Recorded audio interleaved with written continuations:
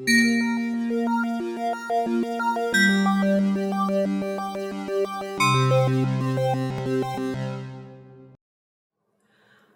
of the mandate of La Pêche Media is to facilitate community engagement and collaborative governance. The most recent meeting of the La Pêche Municipal Council was held on December 20th. Unfortunately, we only gained access to the recordings of that meeting on January 10th. Given that meetings take place entirely in French, it has been subtitled for those who may have trouble with some of the legal jargon.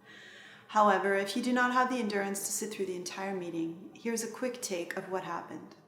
On the agenda were short-term rentals, tree felling, the Code of Ethics for elected officials, the Municipal Infrastructure Plan for 2022 including waste management, and 3 minor variance requests. On short-term rentals, the Council tabled a motion to extend the moratorium on new permits until there is a complete overhaul of the zoning bylaw.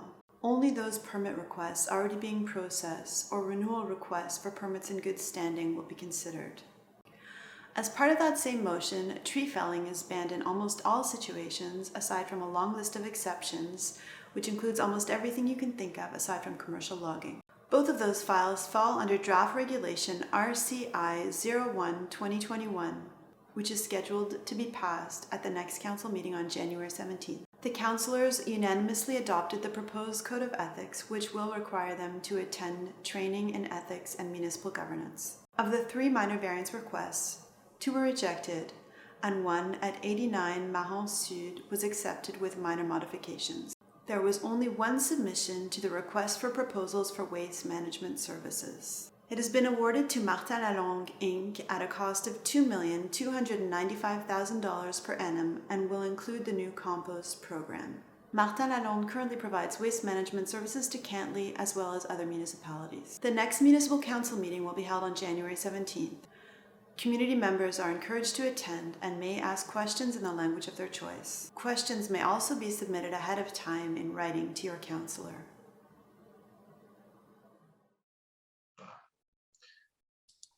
Bonsoir tout le monde, bienvenue. Good evening everyone. On va juste se donner quelques minutes là, avant de débuter. Là, il est 19h30.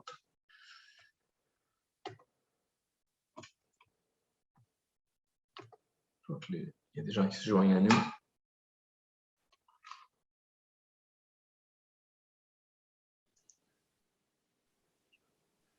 J'aimerais juste rappeler qu'on est en séance extraordinaire pour les questions. Oui. On va débuter, ce ne sera pas très long.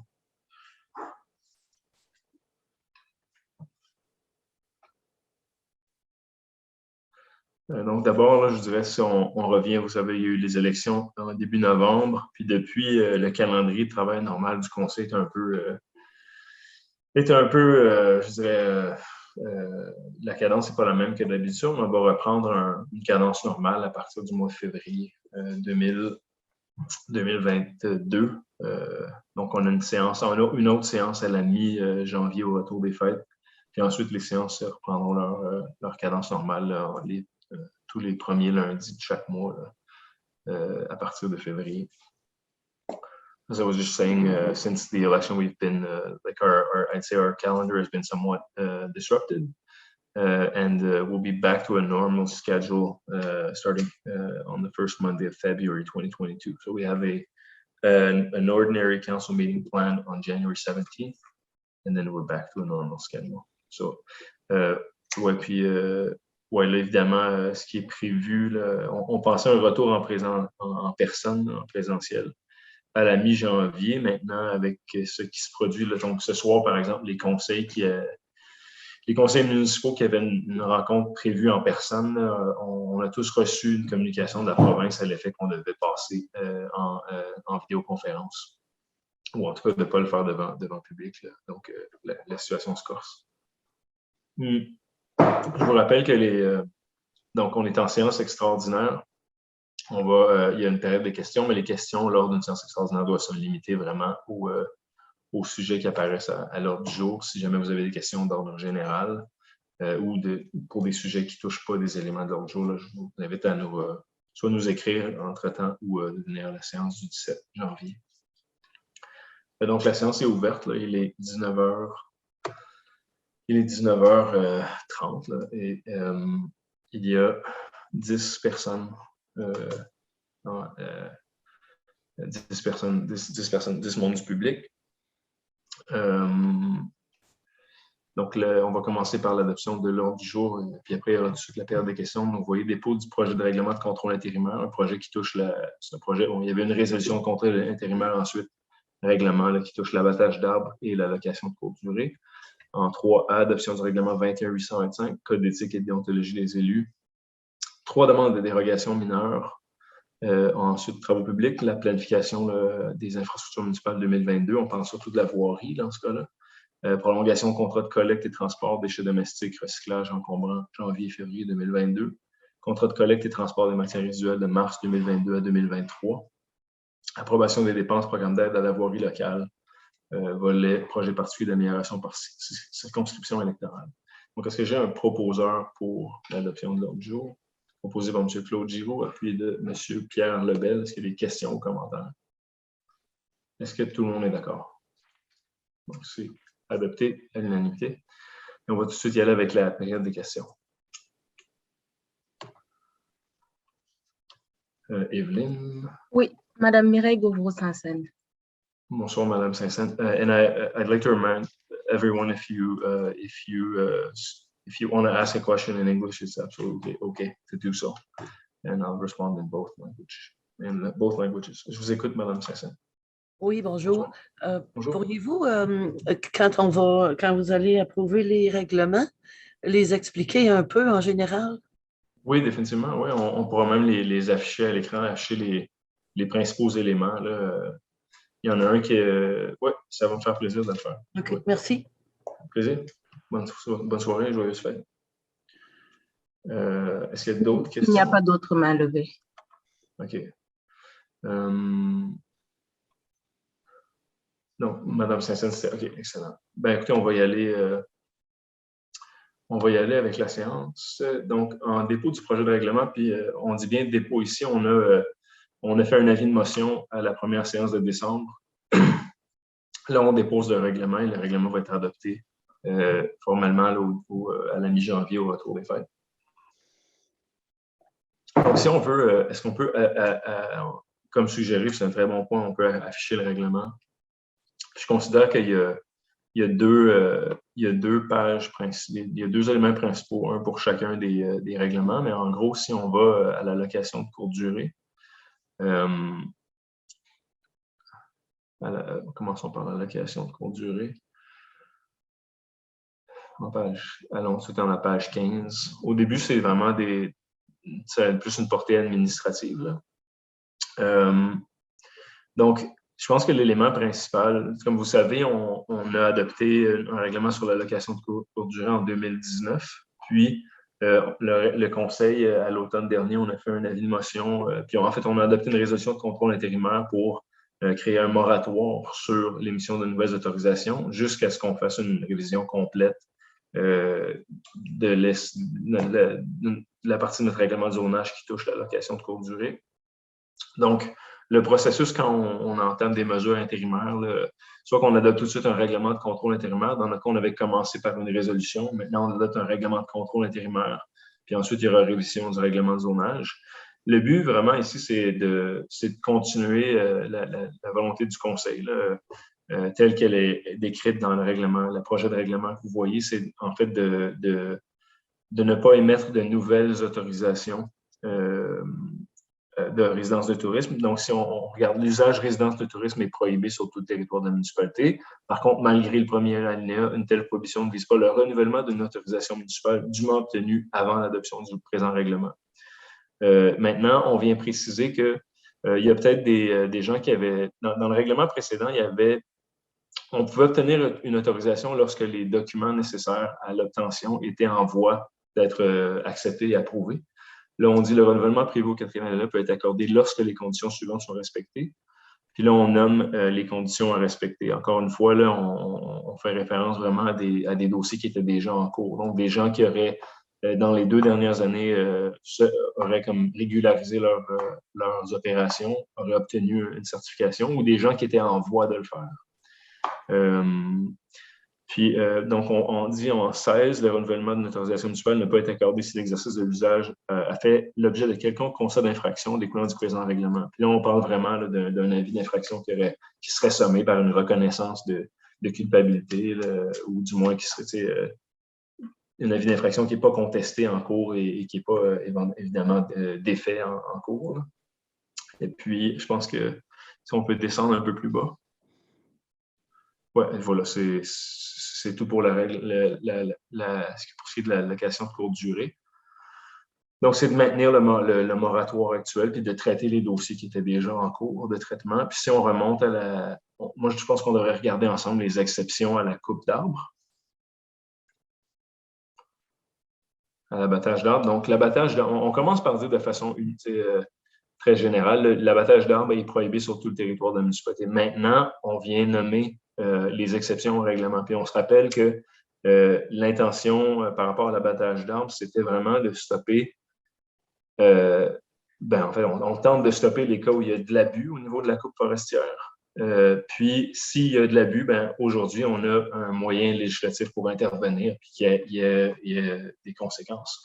Donc, on commence par dire que systématiquement, l'abattage d'arbres est proscrit. Par contre, on nomme ensuite une série d'exceptions. Si on peut aller tout de suite plus bas, M. Derry, puis on va remonter par la suite, là, mais retenez ici les interventions prévues au paragraphe A, B, C, D, E, F ne sont pas assujetties au processus d'obtention d'un certificat d'autorisation. Donc, si on remonte de A à F, les exceptions, on peut couper des arbres malades, menaçants, nuisibles ou morts.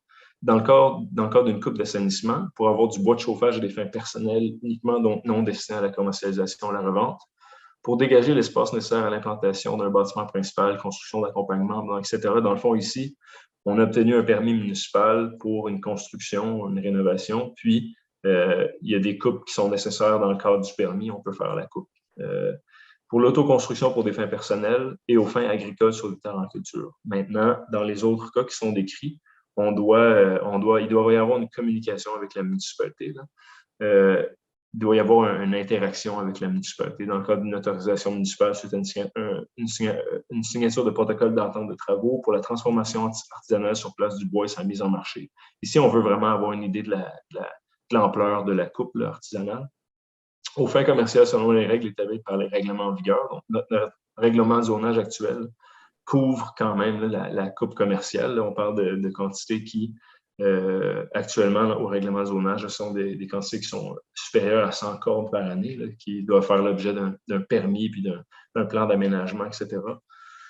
Aux fins d'implantation, à l'implantation ou l'entretien d'une infrastructure municipale, aux fins d'implantation des services d'aqueduc, ça, c'est des éléments qui apparaissent dans la loi sur l'aménagement et l'urbanisme, si je ne me trompe pas, ou sur la qualité de l'environnement. Implantation d'un réseau d'électricité, activité d'aménagement forestier. Donc, dans ces autres exceptions-là, il y a une autorisation municipale qui doit être obtenue. Donc, voilà, là, en gros. Là. Puis ensuite, évidemment, il y a des plus ailleurs dans le règlement, on voit les conséquences lorsqu'il y a un non-respect du règlement. Mais en gros, voici l'objectif du règlement de contrôle intérimaire. Donc, ce soir, on ne fait que le déposer, puis l'adoption est prévue à la mi-janvier. Donc, si on peut retourner à l'ordre du jour.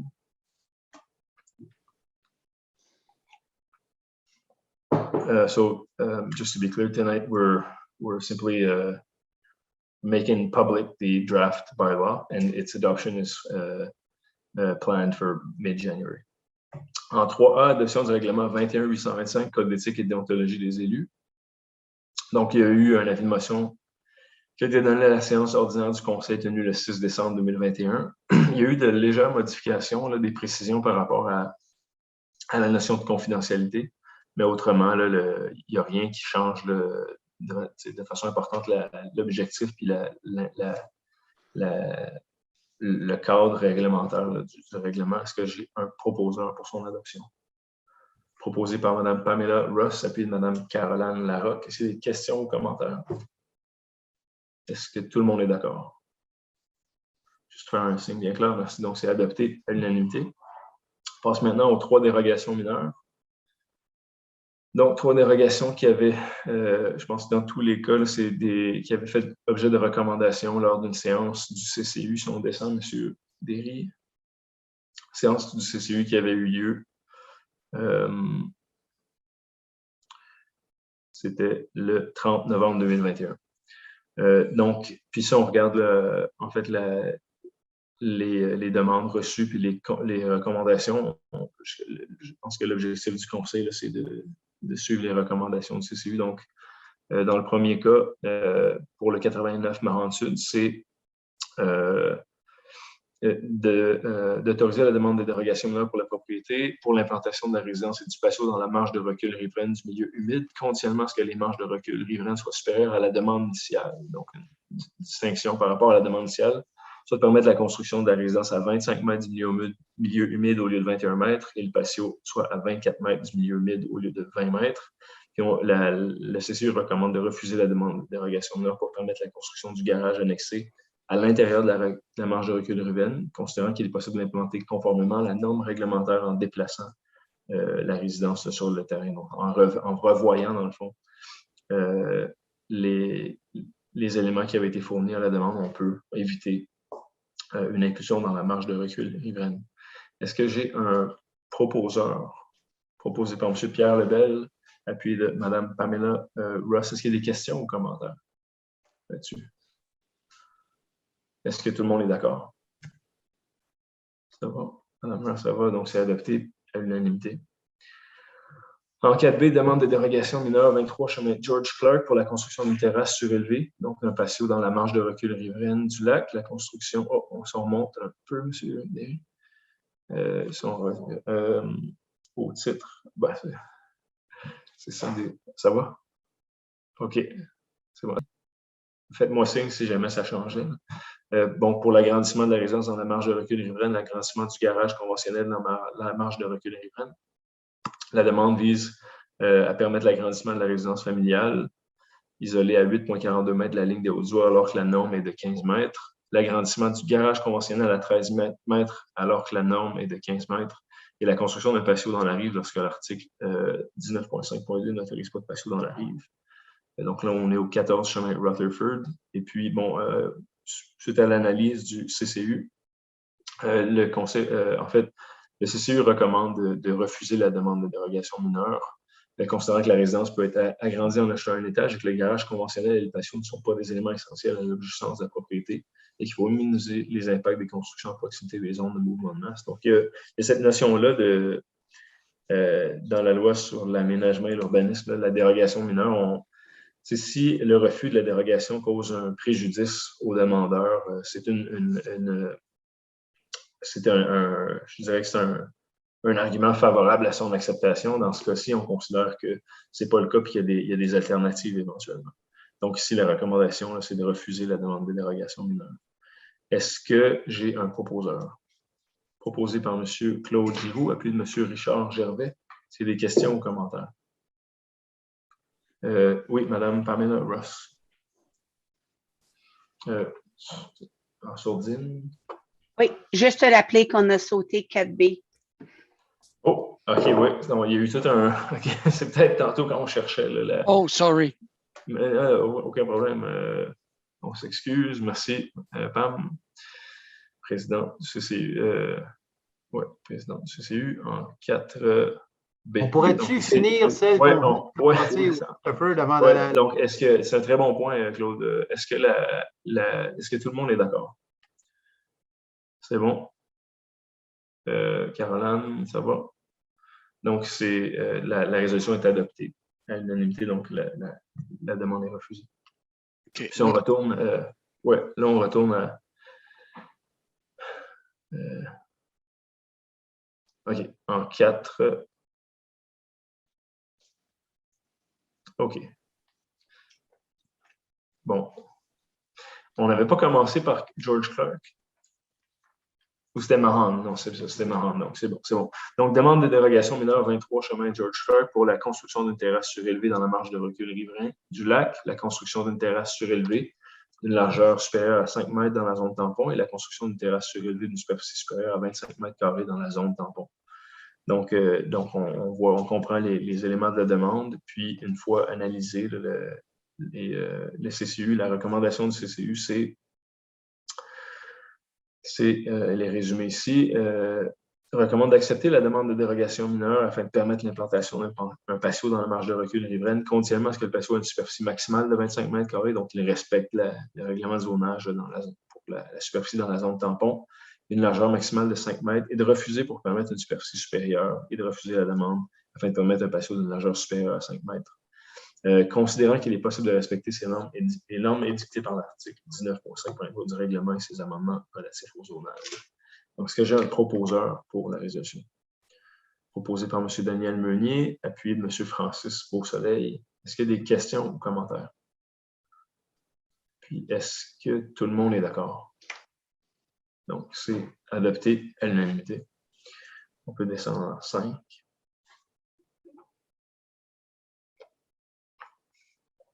Donc, en 5 ans, comme chaque année, on adopte une planification des travaux d'infrastructure municipale pour l'année qui vient. On l'avait fait on avait publié une planification sur 2 ans. C'était en 2021. Puis, il y a eu quand même, on connaît tous le contexte dans lequel on travaille tous là, actuellement. Et puis, il y a quand même bon nombre de projets là, qui ont dû être reportés pour différentes raisons, là, dans bien des cas qui sont reliés à l'externe. Question de services, d'ingénierie, services de génie conseil, disponibilité de la main-d'œuvre, etc. Puis là, si on revient un peu sur les grands principes, là, il y a des travaux qui sont effectués en régie interne, en tenant compte des ressources disponibles, de la planification établie des urgences, donc par les équipes à l'interne, par l'équipe des travaux publics. Puis il y a des travaux qui sont effectués par voie contractuelle. On tient compte des sommes disponibles à cet effet. Puis là, évidemment, il y a différents moyens pour défrayer les coûts des travaux qui sont prévus, des budgets internes, des subventions obtenues de différentes enveloppes gouvernementales. Les travaux sont normalement effectués selon les priorités établies, le tout en fonction des éléments suivants, donc les questions de sécurité publique, le drainage des routes, le grade établi par la firme externe au plan d'intervention 2009-2014. Donc, encore des outils là, qui sont pertinents à suivre, des efforts de caractérisation qui datent de 2009-2014, les travaux requis suite aux inondations de 2017 et 2019. Là, on sait qu'il y a quelques projets qui sont très longs. Il faut suivre tout le cadre de gestion du ministère de la Sécurité publique, ça prend du temps. Puis des projets de développement à court et à moyen terme. La planification 2002 fut présentée au Conseil lors de la dernière. Guillaume, il manque quelque chose, là, on enlève à la dernière. Oui, en fait, il fut présenté lors du comité plénier du 13 décembre 2021. Le conseil municipal, merci, pourra, selon les circonstances, urgence, haute considération, opportunité, modifier la planification des travaux effectués en 2022. Donc, en gros, il y a eu une analyse complète là, des travaux en cours, des trucs qui ont déjà fait l'objet de planification, des priorités qui ont été présentées et soumises aux membres du conseil. Puis, si on va à travers, on peut passer à travers la liste si vous voulez. Donc, puis ça serait c'est un exercice qui pourrait être assez long. En fait, la liste est disponible là, sur le site web. Donc, est-ce que j'ai un proposeur? Proposé par M. Claude Giroux, appuyé de M. Francis Beausoleil. Est-ce qu'il y a des questions ou commentaires? Donc, est-ce que tout le monde est d'accord? Donc, c'est adopté à l'unanimité. Vraiment, encore une fois, on essaie de donner le go le plus tôt possible aux équipes parce que tout le processus de planification des travaux, puis le processus d'appel d'offres aussi qui est assez lourd. Donc, encore une fois, je pense que c'est bien de réussir à donner le go là, avant la fin de l'année.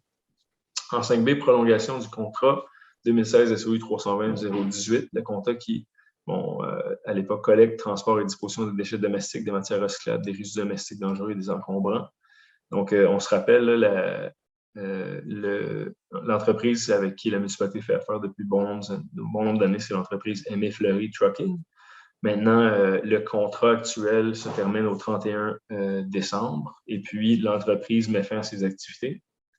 Donc, le but de la résolution ici, c'est de nous donner, en fait, puis ça s'est discuté là, dans les derniers mois, l'entreprise nous offre, en fait, à notre demande, puis on a fait une déclaration à cet effet-là. On demande une prolongation du contrat de 2 mois, puis le prochain contrat de collecte, lui, commencera donc au 1er mars. Donc, ici, les modalités du contrat, c'est-à-dire les coûts, etc., sont vraiment, dans le fond, une indexation en fonction des critères du contrat qui avait été adopté à l'époque pour les années 2016 à aujourd'hui. Et puis, la résolution, donc, c'est pour, encore une fois, nommer, c'est pour prolonger le contrat de Aimé Fleury pour le prix de 89 085 avant les taxes par mois pour les mois de janvier et février. Est-ce que j'ai un proposeur? Proposé par M. Pierre Lebel, appuyé de Mme Pamela Ross. Est-ce qu'il y a des questions ou commentaires? Est-ce que tout le monde est d'accord? Donc, c'est adopté à l'unanimité. Ensuite, ici, on voit le résultat de notre dernier appel d'offres pour le contrat de collecte et transport de matières résiduelles et déchets, matières organiques, matières recyclables et encombrants. Donc, l'appel d'offres 2021 SOU 320-032. Donc, on mentionne ici la fin du contrat actuel. On mentionne la prolongation qu'on vient juste d'adopter par résolution. L'appel d'offres qui a été publié en novembre 2021 pour la collecte et le transport de matières résiduelles, déchets, matières organiques, matières recyclables et encombrants. On se rappelle là, ici, juste préciser, évidemment, c'est un objectif dans le plan stratégique de la municipalité, une orientation provinciale aussi. Là, on met en place, comme l'ont fait Cantley, Chelsea, comme l'ont fait bon nombre de municipalités de la MRC Vallée de la Gatineau, notre voisin au nord, là, la collecte de troisième voie. Cette collecte-là débutera, elle, en mai 2022. Au niveau de RDD, on se rappelle que l'an dernier, donc à l'époque, le contrat, il y avait une somme précise là, pour la collecte des RDD. C'est une pratique auquel on a mis fin à la pêche. Maintenant, on fait, et puis autour des raisons qui sont de nature réglementaire et qui touchent la santé et la sécurité. Maintenant, on va plutôt se concentrer sur des exercices de récupération là, par dépôt. Donc, on fera des communications à cet effet-là. Mais donc, c'est ça. Donc, les grandes distinctions au niveau des contrats, c'est l'augmentation du service au niveau de la collecte de troisième voie, la collecte du compost. Il y a une seule soumission qui a été reçue, location Martin Lalonde, pour 2 294 805,52 $. La soumission est conforme. C'est une entreprise qui dessert, entre autres, là, actuellement la municipalité de Cantley. Puis oui, la municipalité peut, si elle n'a reçu qu'une seule soumission conforme, s'entendre avec le soumissionnaire pour conclure le contrat à un prix moins que celui proposé dans la soumission sans toutefois changer les autres obligations. Donc, on verra, une fois que le contrat est démarré, là, comment on peut optimiser là, le service, une fois qu'on va voir comment le transfert s'est fait. Puis je dirais aussi que ça tombe assez bien. Là. On a quelques mois de transition après les fêtes, puis ensuite, il y aura quelques mois de collecte de déchets et de recyclage avant l'implantation de la collecte de matières organiques. Donc, ça devrait bien aller. Là. Est-ce que j'ai un proposeur? Proposé par M. Claude Giroux, appuyé M. Richard Gervais. Est-ce qu'il y a des questions ou commentaires? OK. Est-ce que, je ne sais pas s'il y a eu une urgence du côté de M. Meunier? On va juste... Ouais. Est-ce qu'il y a des questions ou commentaires? Est-ce que tout le monde est d'accord? Daniel Meunier? C'est bon. Donc, c'est adopté à l'unanimité. Puis évidemment, il y a bon nombre de communications qui vont suivre là, dans les prochaines semaines, dans les prochains mois, là, pour bien planifier la transition. 5D, approbation de dépenses, programme d'aide à la voirie locale, PAVL, volet projet particulier d'amélioration par circonscription électorale. Dans le fond, on reçoit des montants qui sont versés par les députés. Puis, c'est quelque chose qu'on renouvelle à chaque année. Et puis, on doit faire une déclaration, là, dans le fond, une reddition de compte des projets qui seront effectués à la fin de la réalisation des travaux, au plus tard le 31 décembre 2021. Donc, c'est vraiment de nature administrative, c'est de faire une reddition de compte. Puis, on mentionne des dépenses qui ont été faites sur Kalala, Drouin et, si on retourne un peu plus haut, Newcomen. Est-ce que j'ai un proposeur? Proposé par Francis Beausoleil, appuyé par Mme Pamela Ross. Est-ce qu'il y a des questions ou commentaires? Est-ce que tout le monde est d'accord? Donc, est-ce que tout le monde est d'accord? Oui. Oh. Mon Internet Est-ce que vous m'entendez? Oui. Là, je ne On vous t'entend. vois plus.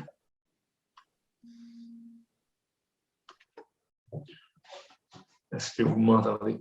Oui.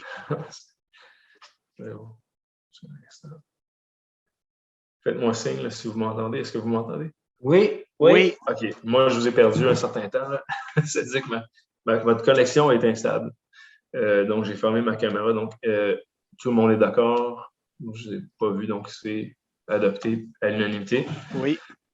Donc, ça vient compléter l'ordre du jour. Donc, la séance est levée. Évidemment, je ne sais pas si, mais moi, personnellement, je souhaite à tous un joyeux congé des fêtes. Je ne sais pas si vous, au niveau de mes collègues, vous avez des salutations à faire. Allez-y, comme ça vient. Non, ouais. Bon congé de fête à tout le monde. Protégez-vous bien. Oui, Et, exact. bonne fête à mon quartier 1, Certainement.